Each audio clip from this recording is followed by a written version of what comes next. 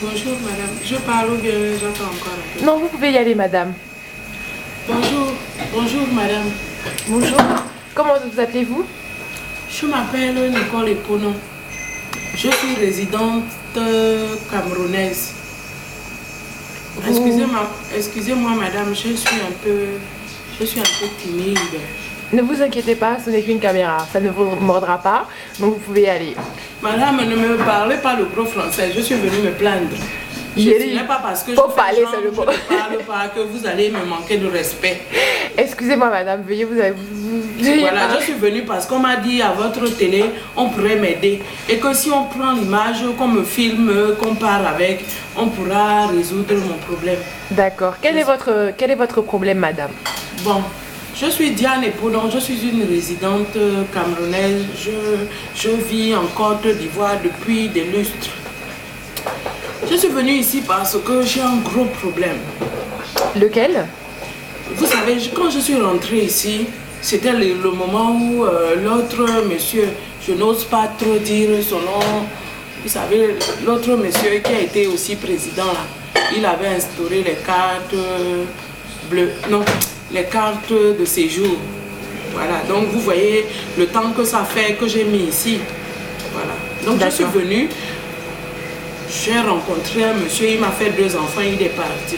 Un Ivoirien. C'est pour ça que je dis que les Ivoiriens ne sont pas bien. Les Ivoiriens ne sont pas bien.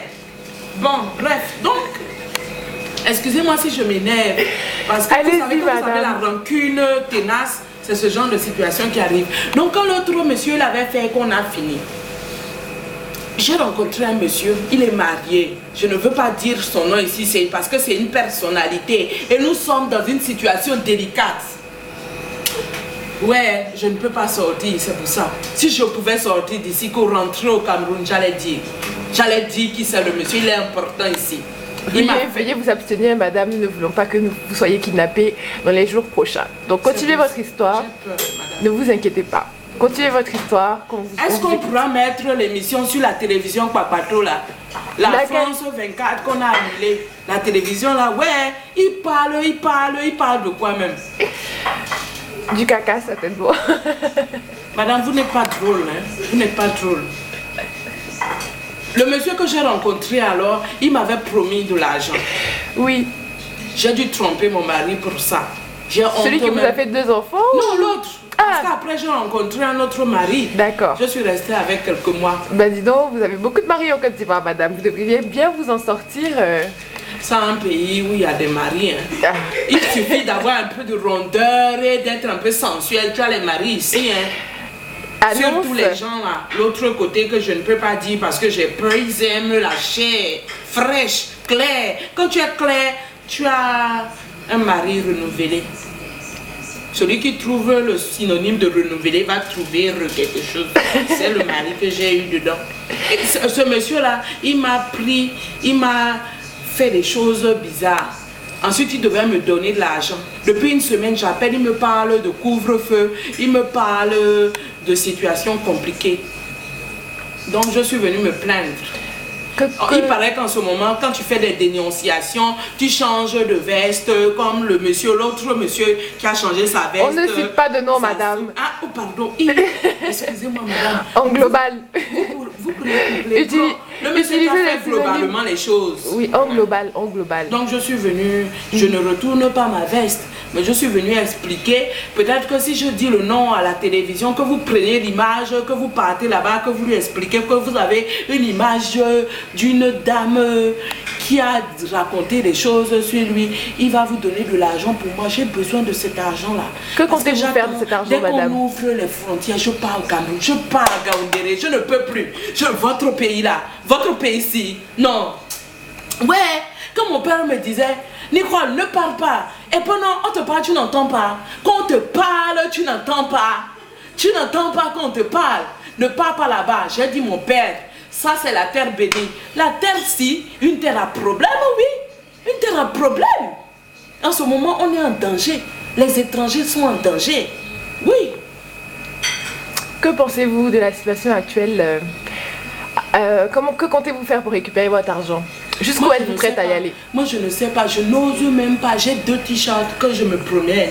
Quand je vois des gens bizarres, je mets un t-shirt. Quand je vois d'autres gens bizarres, je mets un t-shirt. J'ai les deux t-shirts. Même quand on me demande, parce qu'en ce moment c'est compliqué d'être étranger, hein. Quand on me demande, je dis que je m'appelle Niki Gbado. Et ne riez pas madame, hein, c'est vrai. Niki Gbado. Gbado que Gbado c'est quoi? Je suis Gbagbo, je suis Ado, je suis les deux, donc je suis Gbado. Très bonne initiative. Nous allons prendre exemple sur vous. Donc, actuellement, vu la situation, je pense qu'après la diffusion de votre message... Madame la journaliste, vous ne mangez pas. Vous êtes maigre.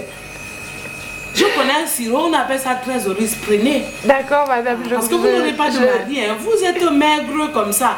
Moi, je vais vous faire une sauce là. Quand tu tournes, que le liquide devient visqueux, tu obtiens une sauce entreprenante. Vous êtes trop maigre. D'accord, madame, j'ai compris. La Côte d'Ivoire n'est pas un pays où je cherche mon mari. On va dire que je suis plutôt du côté vous avez raison. de l'Europe. Pour éviter ce genre de... Il n'y a pas de mari, il n'y a pas de mari. Il n'y a rien. Il n'y a que des comme vous dites, des problèmes. De menteurs. Ils mentent, ils viennent, et ils te roulent les yeux, ils te roulent l'argent, tu rentres dans le jeu. Après, tu es perdu comme moi. Comment je vais faire pour m'occuper de Stanislas et de sa sœur Micheline? Comment je vais faire? Il m'a promis. Il m'a promis qu'il donne. Qu'il donne. Ce n'est pas du chantage que je veux faire, mais je veux rentrer dans mes fonds avant que ça ne se mélange ici. Dès qu'ils vont ouvrir les frontières, je pars à Gaoundéré, je pars vivre là-bas. Je vais rester avec mon copain qui me draguait quand j'étais jeune. Je voulais venir à l'aventure. Au lieu de partir en France, je viens en Côte d'Ivoire. Est-ce la fin de votre plaidoyer, madame? Que plaît quoi? Votre plaidoyer, est-ce la fin de votre plaidoyer? Plaidoyer, voulez-vous pleurer un peu pour faire pitié lors de la diffusion de ce reportage? Une femme éplorée qui demande à avoir ses 15 000 francs pour pouvoir boucler la maison. Une femme très éplorée, voyez les larmes qui coulent. René Digbe, donne mon argent. Tu donnes mon argent. Quand tu venais, il n'y avait pas le crédit dedans. Donne mon argent. Madame, c'est bon. Une dernière question. Oui. Qu'avez-vous fait pour mériter cet argent? Quelle a été la nature de votre échange avec ce monsieur? On a eu un échange corporel. Putain, on est des malades, c'est bon. Coupé.